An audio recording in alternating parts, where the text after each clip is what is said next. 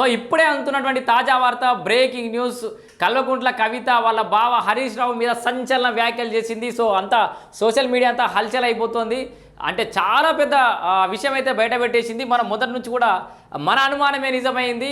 కాళేశ్వరం అవినీతిలో హరీష్ రావుదే పెద్ద పాత్ర, ముఖ్య పాత్ర అని చెప్పేసి మనం మొదటి నుంచి కూడా చెప్తూనే ఉన్నాం. చాలామంది నెగిటివ్గా కూడా కామెంట్లు చేసిరు, కానీ హరీష్ రావుదే పాత్ర ఉంది, ఆయననే అసలైన దొంగ అని చెప్పేసి వాళ్ళ కవితనైతే చెప్పినటువంటి పరిస్థితి. ఒకసారి ఆమె ఏం మాట్లాడిందో విన్న తర్వాత చాలామంది గురించి మాట్లాడింది కవితక్క. కల్వకుంట్ల కవితక్క ఏం చెప్పిందంటే, మా బావ హరీష్ రావు దీంట్లో మేజర్ పాత్ర లేదా, ఆయన ఎందుకు మాట్లాడతలేడు అని చెప్పేసి హరీష్ రావు మెగా కృష్ణారెడ్డి, బోగా కృష్ణారెడ్డి అనేది, అట్లాగే జోగునిపల్లి సందేశ్ గురించి కూడా మాట్లాడింది. ఒకసారి ఆ విషయాలు చూద్దాం.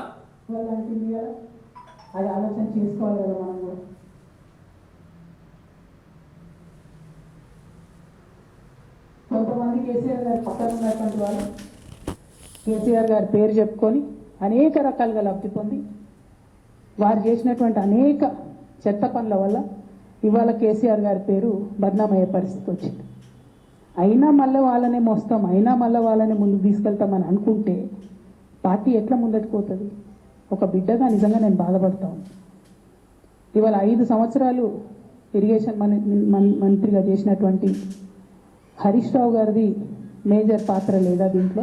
సో 5 సంవత్సరాలు ఇరిగేషన్ మంత్రిగా ఉన్నటువంటి హరీష్ రావుది దీంట్లో మేజర్ పాత్ర లేదా అని చెప్పేసి డైరెక్ట్గా హరీష్ రావు పేరు డైరెక్ట్గా వలికినటువంటి పరిస్థితి. ఇంకా అందుకే కదా కేసీఆర్ గారు వారిని సెకండ్ టర్మ్లో తప్పించిండ్రు. Right, super super. ఇక ఇది అసలైన బ్లాక్ బస్టర్ నిజం అంటే ఇది. ఇంత పెద్ద కాళేశ్వరం ప్రాజెక్టులో హరీష్ రావు ఇరిగేషన్ మంత్రిగా ఉన్నటువంటి హరీష్ రావుదే మేజర్ పాత్ర. ఆయన అంతులేని అవినీతి చేసిండు కాబట్టి ఆయనను సెకండ్ టైం మంత్రి పదవి నుంచి ఊడవీకిండు కేసీఆర్. అందుకే కదా ఆయన మంత్రి పదవి చేయకుండా సెకండ్ టైం వేరే ఏదో మినిస్ట్రీ ఇచ్చిరని చెప్పేసి అయితే కవిత డైరెక్ట్గా హరీష్ రావును టార్గెట్ చేస్తూ మాట్లాడింది. ఇలా మీరు ఒక విషయం గమనించారో లేదో, అసెంబ్లీలో కూడా హరీష్ రావు మీద మొత్తం భారం పెట్టేశారు. మొన్న అధికారం కోల్పోయినప్పటి నుంచి కూడా ప్రతి అసెంబ్లీలో కానీ నిన్న ఇవాళ జరుగుతున్నటువంటి ఈ కాళేశ్వరం కమిషన్కి సంబంధించిన నివేదిక మీద జరుగుతున్నటువంటి ఆ చర్చలో కూడా మొత్తం హరీష్ రావు మీద పడేశారు. ఎందుకంటే నువ్వు చేసిన పాపం నువ్వే సాగు, నువ్వే భరించు, మా కేంద్రపై తలకే నొప్పి అన్నట్టుగా అటు కేటీఆర్ అండ్ కో మిగతా వాళ్ళందైతే సైలెంట్ కూర్చుండి మొత్తం హరీష్ రావు మీ భుజాల మీదనే వేసేసారు. ఎందుకంటే ఎవరు చేసిన పాపం వాళ్ళే మోయాలన్నట్టుగా. సో మొత్తానికి కాళేశ్వరం ప్రాజెక్టులు అంతులేని అవినీతి చేసిండు హరీష్ రావు, అందుకే ఆయన దూరం పెట్టిరు అని చెప్పేసి అయితే కవిత చెప్తున్నటువంటి పరిస్థితి.